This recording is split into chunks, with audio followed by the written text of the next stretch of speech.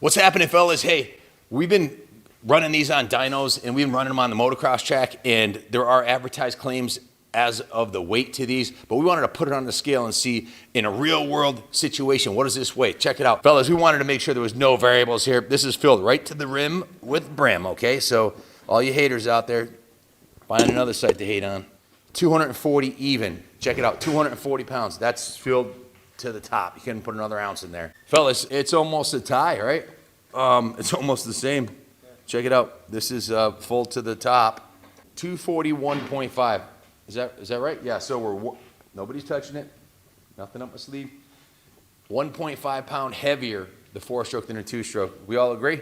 Yep. A longtime NESC expert pro card holder, 16-time New England champion in the NESC Championship Series, and this is his personal 450 factory edition. We're going to run it on the dyno. John, how do you feel about this new 450? Oh man, I love this bike. It's actually way better even than the previous year, the 18 and 19s there. This thing turns so much nicer, and the motor is right there. I love it.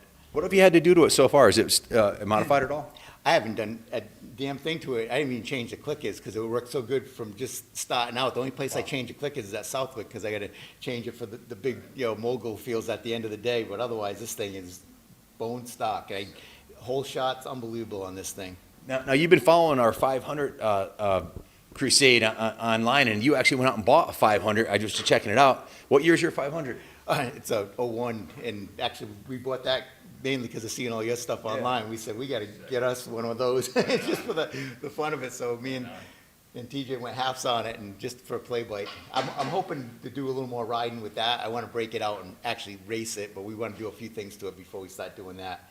This is my baby right now. I've been riding and racing with John since back in the 80s, actually. 86 NESC Amateur Championship Series, if I remember correctly, and then some of the expert races, and of course the vet classes, and goes Wizard.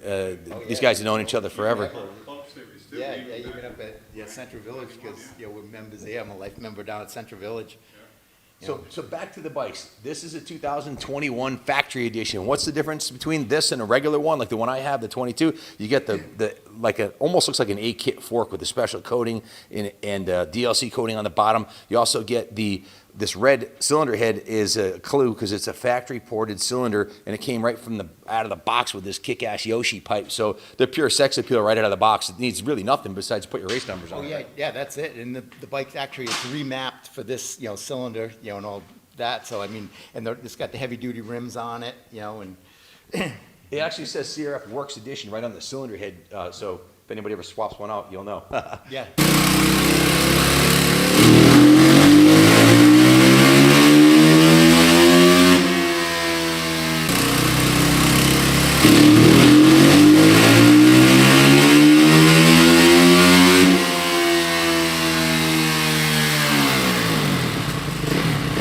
Now, guys, this is the 2021, right? Yep.